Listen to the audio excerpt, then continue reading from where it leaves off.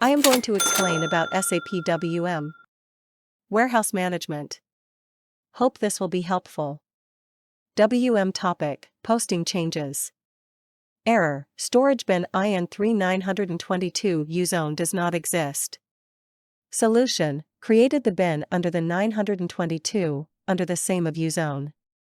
Stock overview. Step 1.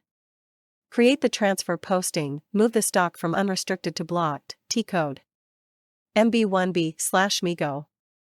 Stock overview at WM level. Now stock changes has been happened and stock is moved interim bin now. Post process of PCN, it will move to respective bin with blocked status.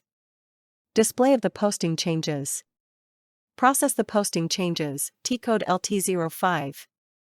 2 is created now. To display. Confirm the TO.